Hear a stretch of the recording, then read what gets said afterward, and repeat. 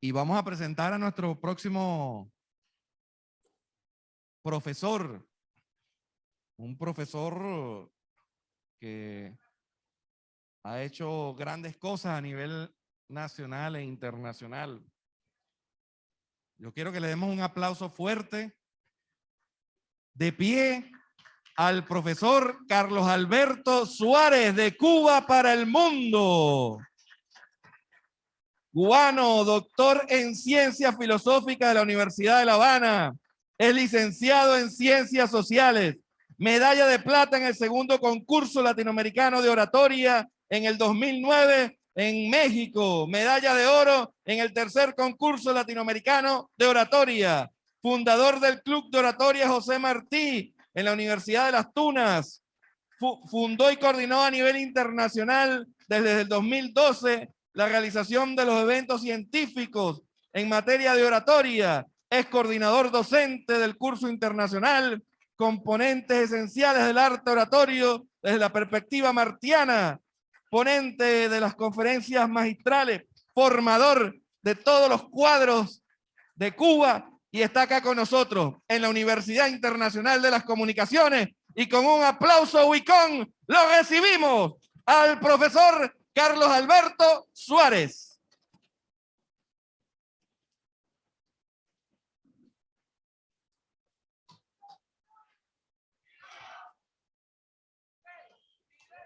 Que tiene Fidel, que los imperialistas no pueden con él. Fidel, Fidel, que tiene Fidel, que los imperialistas no pueden con él. Adelante, querido profesor. Un saludo para todas y todos, espero estar siendo escuchado correctamente. El abrazo entrañable para todas las hijas e hijos de la patria de Chávez, de la patria de Bolívar, de la patria mirandina. Un saludo especial para todos los que se encuentren asociados al Frente Francisco de Miranda, escenario político formativo que me dio la oportunidad de visitar Venezuela, de conocerla, de entrar a sus tierras, de conocer a su gente, de amar a su pueblo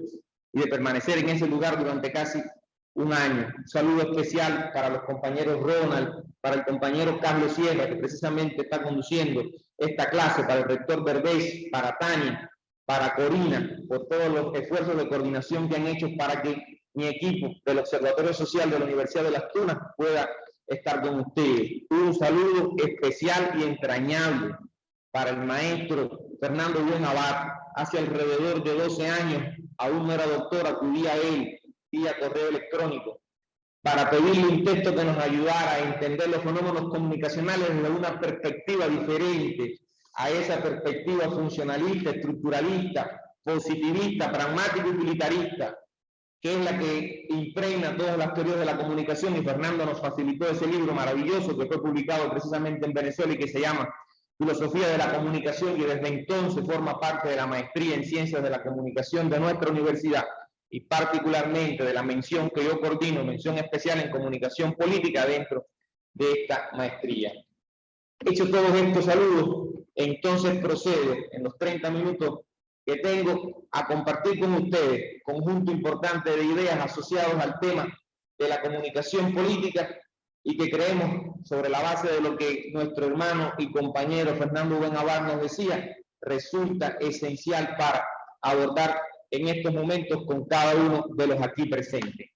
Partiríamos en primer lugar de entenderlo desde una perspectiva martiana. Martí como paradigma de la comunicación, Martí como paradigma de la comunicación política. Este Martí que nos hablaba de la necesidad de prepararnos para emprender todos juntos esta tarea en la cual el enemigo constantemente nos va a tratar de dividir. Este Martí que defiende el criterio de que una verdad dicha a tiempo, flameada a tiempo, ante el mundo para, como la bandera mística del juicio final, a un escuadrón de acorazados. Este Martí que nos pide que es el tiempo de atacar virilmente los problemas que nos van al corazón, de estudiar nuestras culpas políticas, nuestros errores, para ver dónde caímos inicialmente y entonces poder darle solución, de decirnos las cosas, y fíjense lo interesante que lo dice, de decirnos las cosas ceja a ceja, rasgo, requisito y condición de la comunicación política. Y cuando decimos ceja a ceja, no solo estamos diciendo frente a frente, no solo estamos diciendo cara a cara, sino que estamos diciendo a la misma altura comunicacional. O sea, en un proceso de horizontalidad comunicacional donde todos los actores estemos en condiciones de expresar nuestras vivencias, nuestras opiniones, nuestros criterios, nuestros pareceres. Hecha esta introducción previa, les propongo irnos deteniendo muy brevemente en algunos elementos asociados a la comunicación política y que me he propuesto tratar con ustedes. Y el primero sería partir de la relación que existe entre actividad político-comunicativa como elemento primario y la comunicación política como actividad y como disciplina que se empieza a sistematizar precisamente a partir de la segunda mitad del siglo XX. O sea, que cuando hablamos de comunicación política se hace necesario primeramente remitirnos a los orígenes, a los momentos primarios,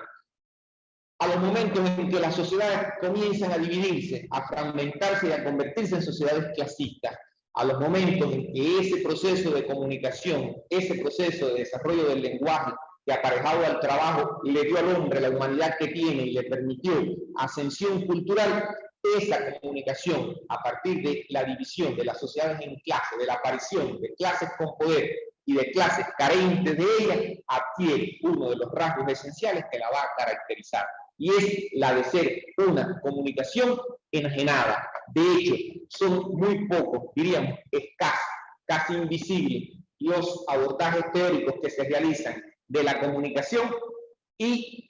que incluyen o tengan en cuenta precisamente esta característica. La comunicación que se desarrolla y se produce en los escenarios contemporáneos es una comunicación enajenada y enajenante. Enajenado en el sentido del hombre enajenado de sí mismo, del hombre enajenado de los otros hombres del hombre, enajenado de su entorno social y natural, o sea, del medio en el que habita. En estos contextos, y no como se cree muchas veces desde una posición eurocéntrica solo en la antigua Grecia, en estos contextos van ocurriendo diferentes expresiones de la actividad político-comunicativa que en el devenir del tiempo se convertirían en comunicación política. En el caso particular de Europa hay una expresión de esta actividad político-comunicativa, y no solo de Europa, de todos los otros contextos del mundo, que adquiere dimensiones especiales, y esa es precisamente la oratoria, que siempre recalco no es patrimonio exclusivo de Europa. En los recorridos por México, en el conocimiento profundo de la forma en que los pueblos originarios hicieron uso de la palabra, incluso mucho antes de la conquista española, aparece, y tuve conocimiento de una figura que es el Tlatoani, o sea, el que hace uso de la palabra, el que habla, el que se dirige a los demás. Pero esta misma figura podemos verlo en otros contextos nuestroamericanos asociados a procesos formativos. En el propio contexto de México, particularmente dentro de los hablantes náhuatl, está la figura del tlamatín. Pero en el Tahuantinsuyo podemos encontrar el amauta, que es maestro, que es formador, que es comunicador, que es propagador de valores. Igual en otros contextos, diríamos en África, pudiera hablarse del griot o del yeli, que también son sujetos que desde la comunicación oral e incorporando progresiva y paulatinamente otros recursos indiscutiblemente muy bien perfeccionados y desarrollados, primero en el mundo griego, posteriormente en Roma, van a convertir o van a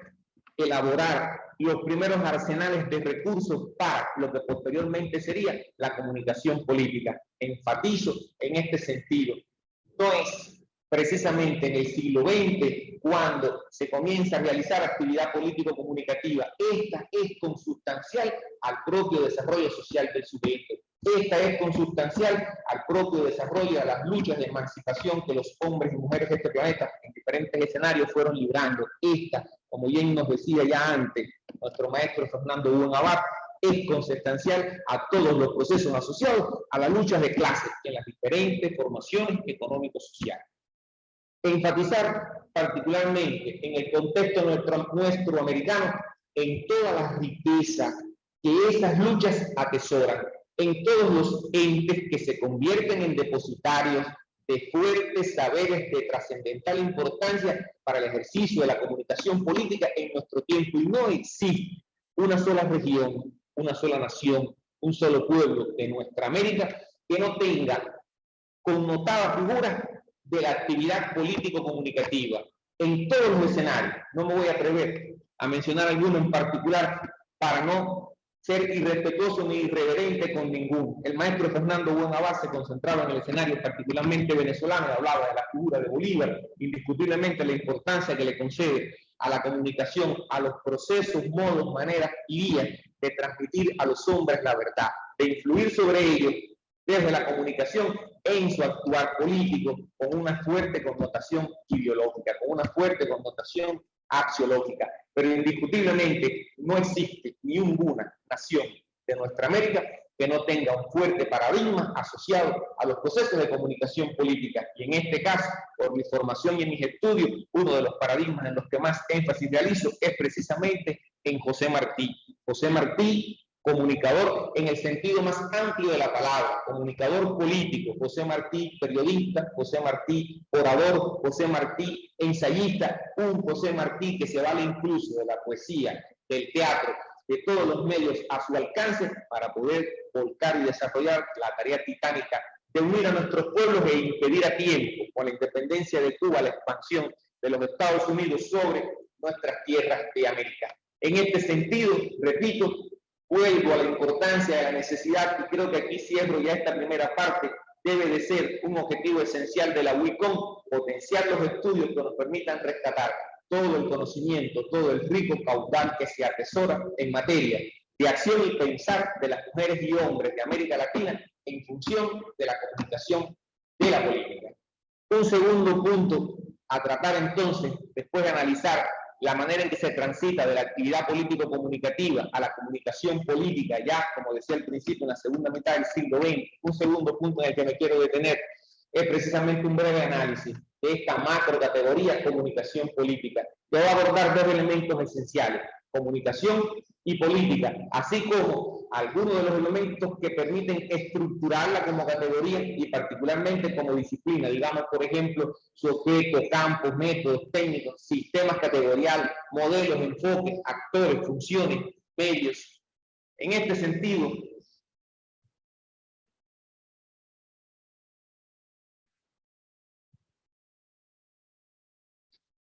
es importante expresar cómo desde la primera mitad del siglo XX, precisamente, Carlos Rocha, influenciado por la obra de Eulao Elbers y Janovis, Política de Ayo, publicada en 1956, describe la comunicación política como un campo esencial, emergente y mediador dentro de las ciencias sociales. Posteriormente, otros autores, en libros como Los nervios del gobierno, publicado en 1963, la van a describir como modelo de comunicación y control político, siendo indiscutiblemente lo más importante en este sentido la idea de que la comunicación política, como ya bien nos decía el maestro Fernando Buen Abad, funciona como elemento de control, funciona como elemento de mediación, tiene indiscutiblemente actores, tiene sujetos, pero sobre todas las cosas, y llama poderosamente la atención, comienza a desarrollarse a partir de la segunda mitad del siglo XX, porque es el momento en que precisamente alcanzan un mayor grado de desarrollo los medios, permiten una mayor masificación de la cultura, pero más que lograr una mayor magnificación y masificación de la cultura, lo que se logra es, a partir de ella, un mejor control de los sujetos de la política, que deberían entonces, según esta propia concepción de una sociedad dividida en clases, de una comunicación enajenada, más que en actores o en sujetos, en objetos de la comunicación política. Son innumerables los autores que pudiéramos mencionar: Javier del Rey, Dominique Walton, Doris Graver, Tanino, Blumer y Burevis, José Luis Dader, María José Canel, Brenda Arecha, Fernando Andrade, Néstor Julián Restrepo Chavarría, Julio Sarmiento, y la lista pudiera ser mucho más extensa, que de una u otra manera parten de esta idea inicial, defendida en este libro, Los nervios del gobierno, defendida por estas posiciones iniciales asociadas al origen de la comunicación política como disciplina, para indistintamente defender posiciones análogas, establecer o relacionar la comunicación política, además, con la supuesta democracia política implantada por Occidente. Hay comunicación política, es efectiva la comunicación política en contextos donde democráticamente son aceptados los paradigmas de Europa. Llama la atención incluso en un tuit de reciente data del propio Restrepo, decía que la mejor estrategia de comunicación es cumplir con las promesas de campaña. para escenarios como los nuestros, para escenarios de proyectos sociales y democráticos construidos en estado de sitio, para escenarios de proyectos sociales bajo asedio, para escenarios donde se vive el genocidio, el bloqueo, como en el caso nuestro, sería interesante preguntarnos cómo se pudiera cumplir, y no con promesas de campaña, sino con los programas de desarrollo social en medio de un cerco, no solo mediático, sino constante, efectivo y mordaz, como es el caso del bloqueo a nuestro país. Todo esto significa entonces que en el contexto de países como Nicaragua, Venezuela, Cuba, la inmensa, una buena parte, para no ser absoluto, de las consideraciones asociadas a las propuestas teórico-metodológicas de la comunicación política necesitan, como explicaba nuestro maestro Fernando Buenabad, ser reestructuradas, ser renovadas. Desde esta perspectiva, teniendo al corriente a los autores antes citados y al mismo tiempo buscando la posibilidad siempre de ir acotando puntos, connotaciones críticas a lo que ellos desde el punto de vista teórico van defendiendo, pudiéramos entonces referirnos a qué objeto de estudio considera que tiene la comunicación política. Díganse los partidos políticos, el líder, el mensaje, los medios de comunicación, el efecto del sistema político en los medios, qué campos de estudio reconocen. Esencialmente parten de reconocer quién dice, qué dice, a través de qué canal, a quién lo dice y con qué efecto, considerando entonces como campo de estudio, repito, de manera general, a la opinión pública, a la conducta social política, a los grupos de poder, a los efectos de la comunicación política, al liderazgo, al análisis del contenido de los mensajes, a la propaganda política. Pudiéramos aquí entonces hacer otra pequeña boletilla, agregar otro componente. Pudiéramos en un contexto como el nuestro, donde por ejemplo existen fuerzas especiales de tarea de Internet contra Cuba, equipos especiales de demolición comunicacional contra Venezuela, comandos especiales de ataques mediáticos en sitios de redes, quedarían entonces todos estos elementos que son particularidades específicas de la batalla comunicacional que se libran en nuestros escenarios dentro de estos campos de estudio de la comunicación política que la inmensa mayoría de los autores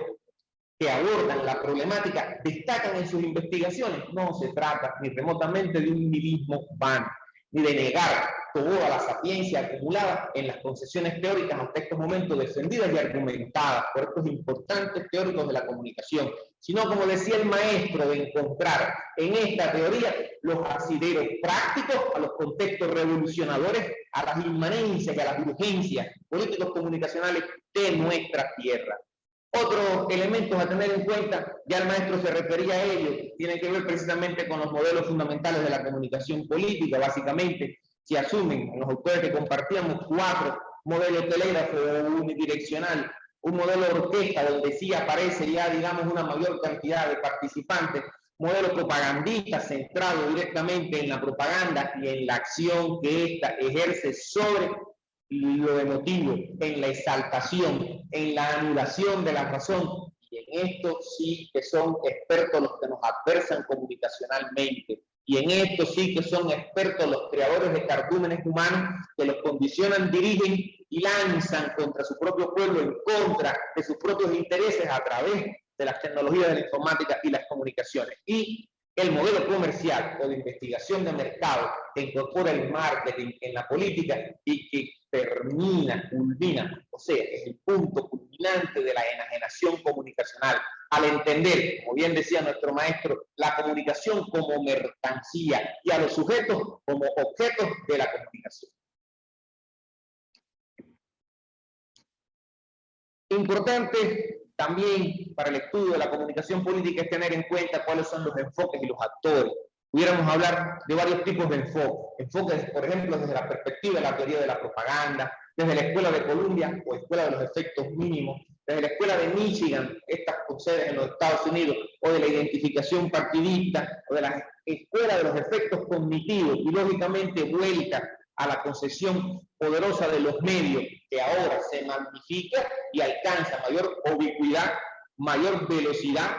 con las redes sociales. Y en el caso de los actores de la comunicación política, se define por los autores que estamos en estos momentos analizando a la sociedad civil como fuente del poder democrático. Resulta interesante qué consideran ellos como sociedad civil. Si analizáramos la el universo comunicacional, el ecosistema digital de países supuestas democracias como los Estados Unidos, y dentro de ellos miráramos a un grupo como por ejemplo pudiera ser Antifa, habría que preguntarse si ellos consideran Antifa como parte de la sociedad civil con igualdad de derechos comunicacionales, cuando en los días próximos y durante el ataque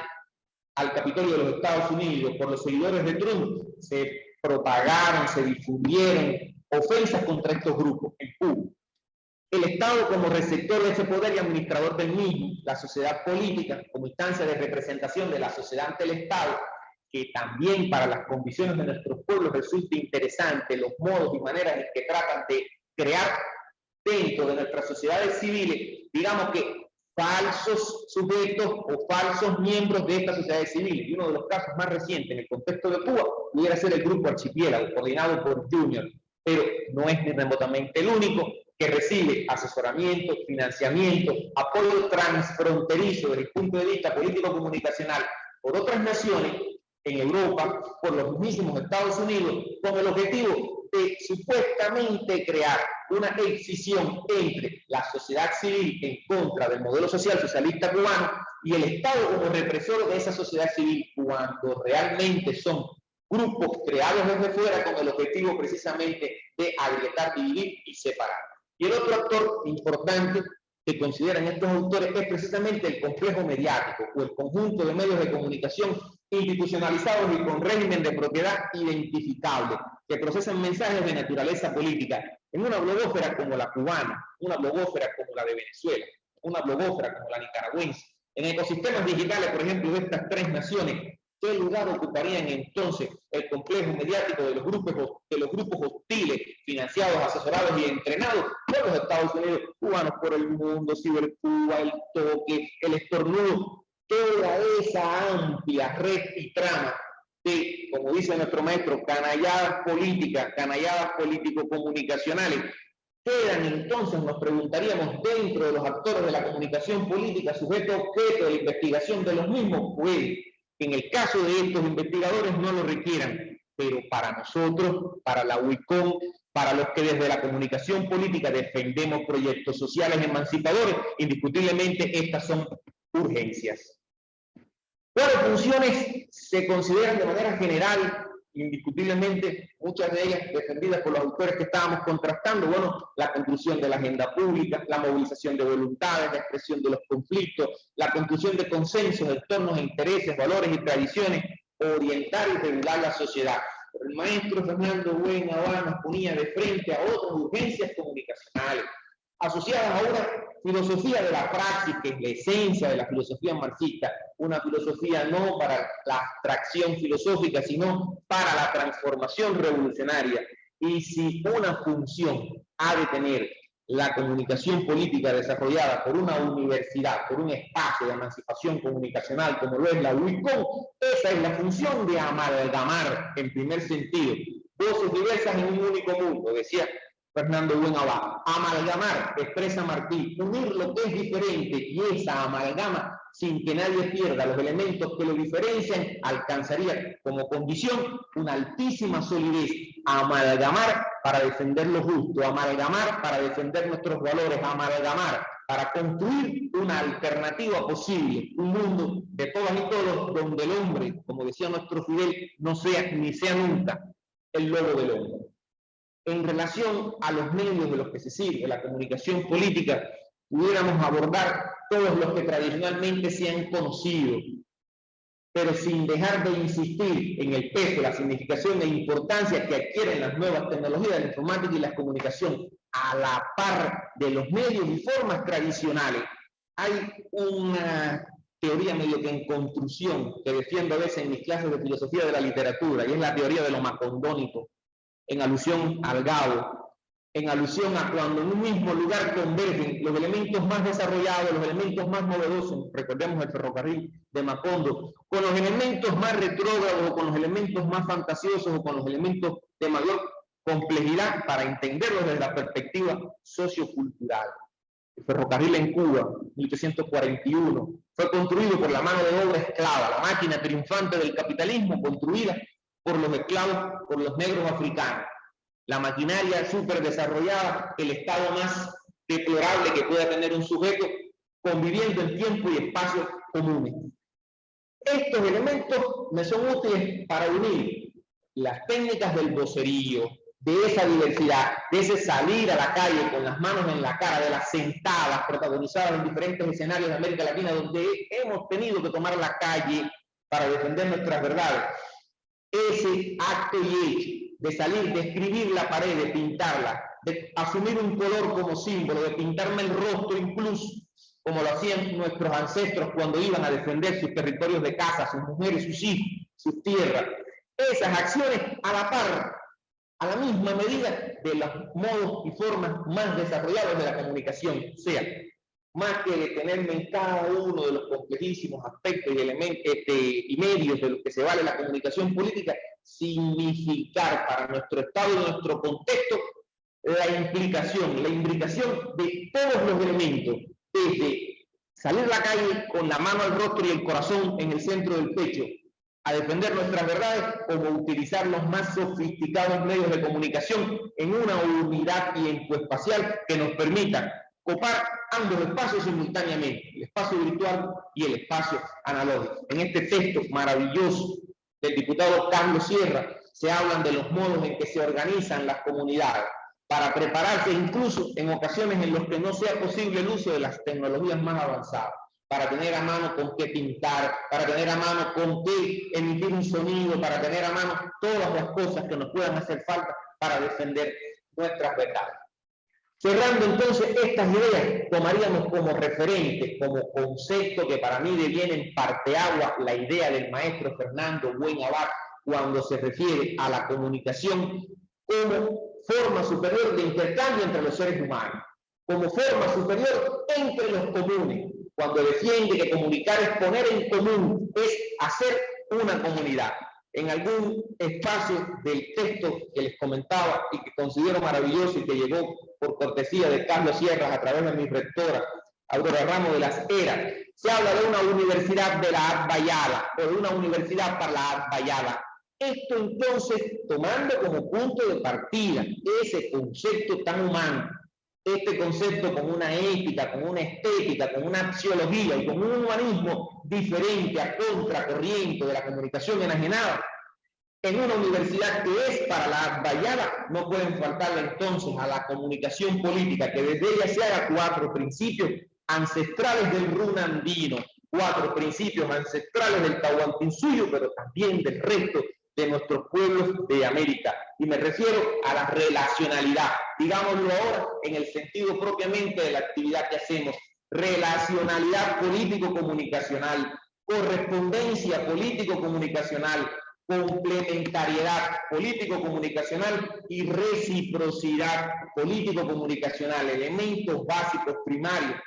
antológicos del hacer y pensar, de la manera en que nuestros pueblos se iban a referir a sí mismos y que nos permiten entonces partir de este concepto de la comunicación elaborado por el maestro Fernando Buen Abad en unidad con otro importante concepto martiano en relación a la actividad política, que es para Martí la política el arte de hacer felices a los hombres. Asumamos entonces el concepto que nuestro tiempo, nuestros pueblos y nuestra historia requiere. Asumamos entonces hacer comunidad,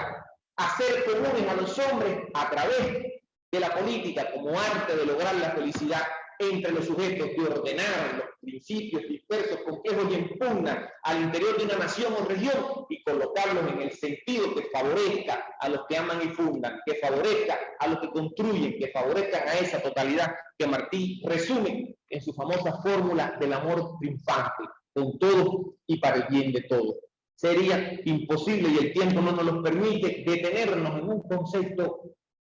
en particular de la comunicación política, cuando además sabemos que este concepto aún se construye, pero sí quiero acotar algunos aspectos que son esenciales. Como dice el maestro, estos me gustaría que de cierta medida los anotasen para seguir luego reflexionando en lo adelante, en días próximos, en otras ocasiones sobre ello. Y son los siguientes. Ver la comunicación política como un tipo específico de actividad,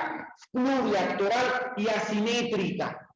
Pluriactoral y asimétrica. Históricamente, y cuando digo históricamente me refiero a su sentido económico y cultural determinado, con marcado carácter clasista y una organización sistémica, progresiva, intencionada y flexible. Segundo elemento, entender que se objetiva multimediáticamente, se lo decía antes, para intercambiar, recolectar, difundir, sugerir, imponer, preservar o no símbolos a través de mensajes de alta trascendencia ideológica para la legitimidad, autoridad y hegemonía de un sistema político. Una de las batallas que se libran en los diferentes teatros de operaciones militares de la comunicación política contemporánea es precisamente la guerra de símbolos. Y si no logramos ganar la guerra de símbolos, recordemos que Casillas afirmaba que el hombre es un animal simbólico y que Martí afirmaba que todo cuanto es símbolo. Si no logramos desterrar los ajenos, si no logramos preservar los nuestros, básicamente tendríamos en nuestra contra la batalla por la comunicación política. Comprender, próximo punto, comprende además la comunicación, además de los mensajes concretos, los silencios, lo no dicho, lo implícito, lo presupuesto, lo insinuado, lo connotado, todos los actos de enunciación. No es ver la comunicación política solo como la transmisión de mensajes, es aprender a leer cada gesto, cada acto, cada color, cada símbolo, cada insinuación en el sentido de la comunicación de lo político existe. Y finalmente, asumir que en su accionar convergen facetas diferentes y en este caso novedosas, en el sentido de la utilización política de la industria del entretenimiento, la utilización política comunicacional del arte, la utilización política comunicacional de las tecnologías de la informática y las comunicaciones y del complejo militar industrial. Y si no, preguntémonos por qué existe una fuerza de tarea de Internet contra una isla, un chispazo de tierra en el mar de apenas 11 millones de habitantes como lo es mi país, Cuba. En este escenario, investigadoras cubanas como nuestra insigne doctora Rosamilla Elizalde se refiere a 8 aspectos que caracterizan el contexto de la comunicación política contemporánea. No me voy a referir a todos. Están enunciados de la siguiente manera: la comunicación, dimensión estratégica de la política, lo hemos estado viendo, se ha convertido en un elemento esencial y sin el cual la política es imposible realizarse. La reconstrucción del bloque hegemónico mediático. Si ese bloque hegemónico mediático no existiera, Russia Today y Sputnik hoy, en el contexto de la guerra entre Estados Unidos y la OTAN contra Rusia, sacrificando a Ucrania, no hubiesen sacado del territorio de Europa las verdades o los discursos de las agencias de prensa rusas. La exclusión, la separación automática inmediata habla de lo que nos decía el maestro, de ese monopolio de la comunicación, de un bloque hegemónico mediático único, al cual solo podremos enfrentar en condición de masa, nunca como ente solitario. La jerarquía de la estética y la arquitectura de sentimientos y emociones. A mí me entristeció muchísimo, fue doloroso los sucesos que ocurrieron en Venezuela cuando las guarimbas, ver quemados en la calle a los jóvenes venezolanos, para quien conoció a Venezuela, su gente, su pueblo, para quien aprendía a quererlo.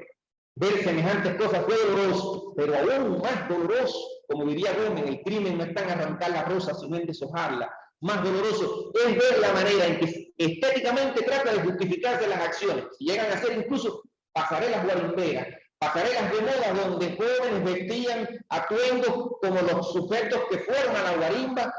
con carteles, con eslogan,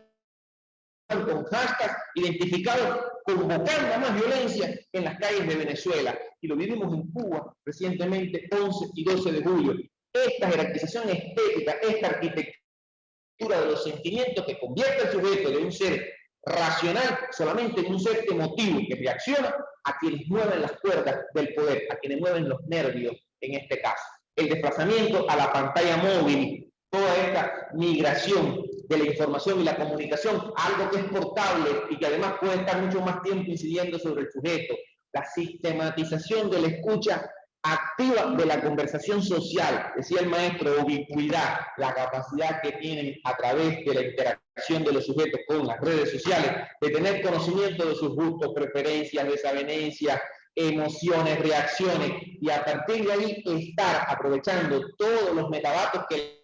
la Big Data permite extraer de los ecosistemas digitales de nuestras naciones para convertirlos en un enfrentamiento político comunicacional. hipersegmentación del mensaje, que de hecho Constante hablaba de hipersegmentación del mensaje en el evento de gobernanza en 2018, un año más tarde, en otra intervención genial que hacía, ya no solo hablaba de segmentar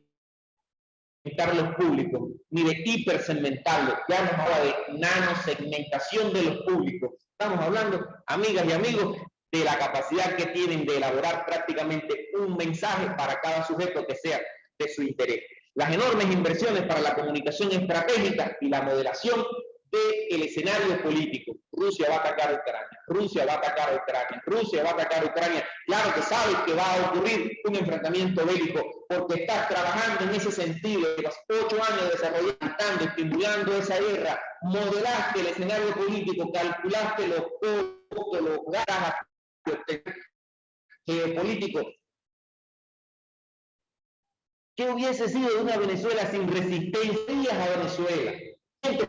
Combustible y enfrentarte, seguir tus campañas expansionistas de la OTAN rumbo al este, pudiendo contar con los arsenales, pero no pudieron. Ahí están ustedes. Lo lograron impedir. Aquí están estos elementos del contexto de la comunicación política, indiscutiblemente son importantes tenerlos en cuenta. A modo de conclusión, apuntes para una estrategia de comunicación política nuestra americana. La defensa comunicacional de lo político. Una primera recomendación, ya voy quedando de frente a los rectores, de frente a Tania, de frente a Bebesi, es la necesidad que tenemos de estudiar a profundidad la teoría ciberactivista. La teoría ciberactivista que tienen de Ugarte 2007 a uno de sus exponentes, que tienen Edicela Burgo 2020 a otro de sus exponentes y que está siendo utilizado indiscriminadamente contra nuestros pueblos como parte precisamente de esas grandes inversiones y de esas muy tiempo para profundizar en ellas, pero todos los medios, formas y vías que utilizan para desarrollarla en sus 3 etapas: etapa ciberactivista, etapas activistas, etapas ciberterroristas. Cuando analizamos nuestros escenarios, vemos lo que ha sucedido, entendemos perfectamente la correspondencia. Insisto en la recomendación, se hace importante estudiarla y profundizarla. Segundo, consideramos esencial la labor de los observatorios sociales como entes inteligentes en función de la comunicación política revolucionaria, para poder estudiar a fondo nuestros ecosistemas digitales, para que no sean otros los que nutran sus estrategias con la información que de ellos sale, en 3 direcciones esenciales. Una dirección teórico-conceptual, que estaría dirigida precisamente a lo que nos decía el maestro Fernando Bonabá, a todas las investigaciones, a todas las definiciones y redefiniciones, resignificaciones, resemiotizaciones que tenemos que hacer en torno al fenómeno de frente a nuestras necesidades. Decía, una dimensión teórico-conceptual, una dimensión investigación-acción, práctica, popular, de comunicación popular y pública, directa en la comunidad, de intervención político-comunitaria en cada uno de los escenarios desde los cuales se defiende la revolución. Y una última dirección que es la antisubversiva directa, y que tiene que ver, los CLAP tienen una tarea brillante, la manera en la que se han organizado todos estos grupos, la manera en que tienen líderes comunicacionales que los nuclean y se organizan para dar respuesta pero que se requiere seguirlo desarrollando. Necesitamos trincheras de ideas versus tanques pensantes, trincheras de ideas como es la UICOM contra los think tanks, contra esos centros de pensamiento. En ese sentido, hacemos extensiva nuestra invitación a participar en el próximo evento internacional de oratoria que estaremos desarrollando 17, 18 y 19 de mayo de 2022 en la Universidad de Las Tunas. Evento internacional de oratoria y foro de pensamiento latinoamericano y comunicación política para la reflexión. Están invitados nuestro presidente ayer decía, con esto, queremos siendo defensores de esta idea fidelista de que un mundo mejor es posible, y creo que por eso estamos aquí. Tenemos esa fe, portamos esa fe. Sabemos que un mundo mejor es posible, pero también sabemos que la única manera de llegar a ese mundo mejor es teniendo una comunicación política más eficaz, más efectiva y más revolucionaria, como quiere, como trabaja, como lo diseña y como se empeña en hacerlo la UICOM. Muchas gracias. Hasta la esperanza. Siempre, patria o muerte, venceremos. ¡Venceremos!